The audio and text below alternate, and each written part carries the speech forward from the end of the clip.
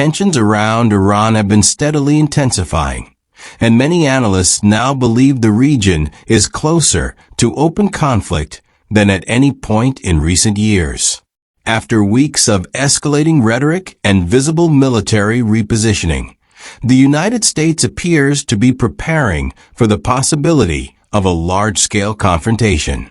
The scale and speed of recent deployments suggest that Washington wants Tehran to understand that this is more than symbolic posturing. Iran's leadership under Supreme Leader Ali Khamenei faces mounting pressure as American forces assemble across air bases and sea lanes within striking distance. According to reporting highlighted by the UK Defense Journal, the current surge in U.S. military activity represents the most substantial American buildup in the region since the 1991 Gulf War.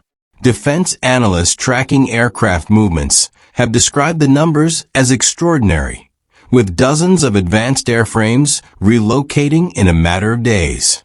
On February 16th, multiple U.S. aircraft departed from bases in Europe, including RAF Lakenheath, repositioning closer to the Middle East theater. Among them were numerous F-35 Lightning II stealth fighters, supported by KC-135 Stratotankers and KC-46 Pegasus aerial refueling aircraft to extend operational endurance. Airborne early warning and control platforms, such as the E-3 Sentry, were also deployed, providing expanded surveillance and command capabilities. The following day saw further reinforcement, with F-16 Fighting Falcons and F-22 Raptors added to the mix, creating a layered structure of air superiority, strike capacity, and electronic warfare support. When combined with aircraft already stationed in the region as part of Carrier Strike Group operations, the concentration of American airpower becomes striking. Observers note that this level of coordinated air mobility has not been witnessed since the early stages of the War on Terror, launched after the September 11th attacks. Additional assets have quietly strengthened the posture. Reconnaissance aircraft, such as the RC-135 Rivet Joint, have been positioned in southern Europe, while platforms including the EA-18G Growler, A-10 Warthog, F-15 Eagle, and P-8 Poseidon have been distributed across Jordan, Bahrain, Saudi Arabia, and the United Arab Emirates.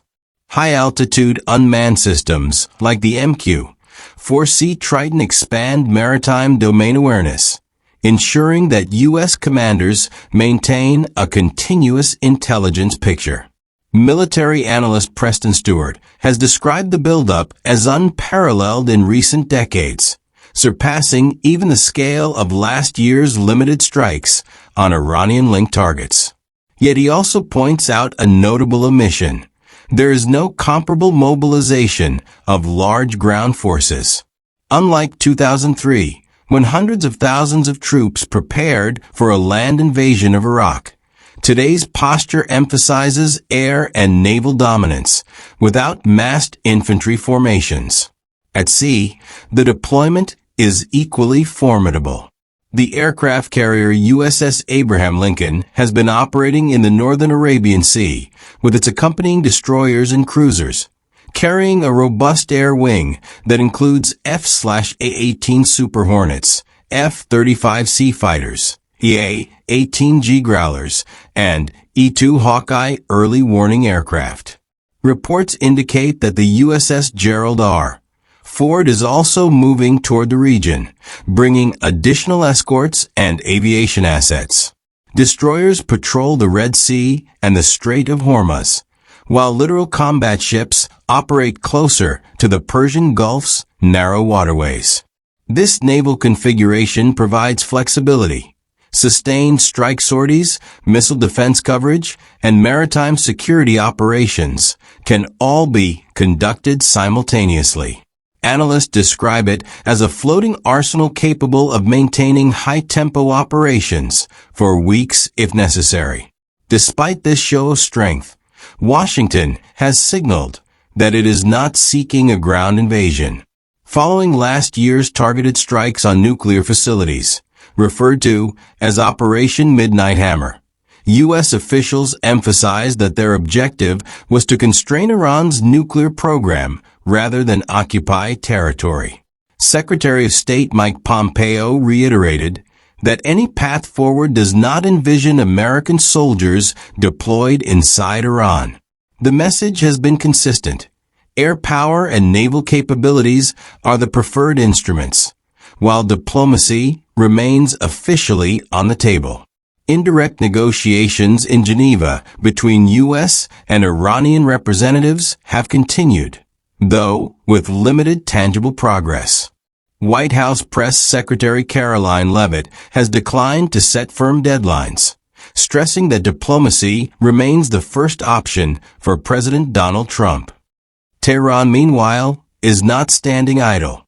Iranian authorities have reportedly reinforced key nuclear sites, adding layers of concrete and earth to shield facilities from potential bunker-busting munitions. Command structures have been decentralized to reduce vulnerability, and elements of the Islamic Revolutionary Guard Corps have increased their presence near strategic choke points, such as the Strait of Hormuz. Estimates suggest Iran retains a substantial ballistic missile inventory, as well as drone capabilities demonstrated in previous regional engagements. The leadership appears determined to signal that any strike would carry consequences. Iranian Foreign Minister Abbas Araghchi has stated that ongoing talks have outlined guiding principles, but also acknowledged that further negotiations are required. The strategic calculus facing Washington is complex. Proponents of decisive action argue that Iran's leadership is under internal strain and that a concentrated display of force could either compel concessions or weaken the regime's grip.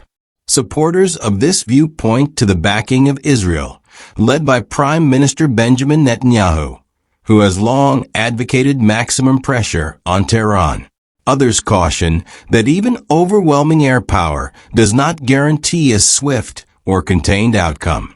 Publications such as the National Interest warn that if Iranian leaders perceive regime change as the ultimate objective, they may adopt a survival mindset, escalating through asymmetric tactics and drawing out the conflict. Regional governments, including Oman, Qatar, Egypt, and Saudi Arabia, have urged restraint, concerned about energy markets and the broader economic impact of instability. Ultimately, the decision rests with President Trump. While the military appears operationally prepared, authorization has not yet been granted. The administration must weigh potential gains, such as constraining Iran's nuclear ambitions and reinforcing U.S. credibility, against the risks of regional escalation and prolonged engagement. History shows that conflicts in the Middle East can evolve unpredictably, especially when regional powers and global actors become involved. Russia's President Vladimir Putin is closely observing events, aware that Iran's strategic alignment with Moscow carries significant geopolitical implications. As the coming days unfold, the world watches to see whether this unprecedented concentration of American military power becomes the opening chapter of a new conflict or remains a dramatic demonstration intended to shape negotiations without crossing the threshold into war.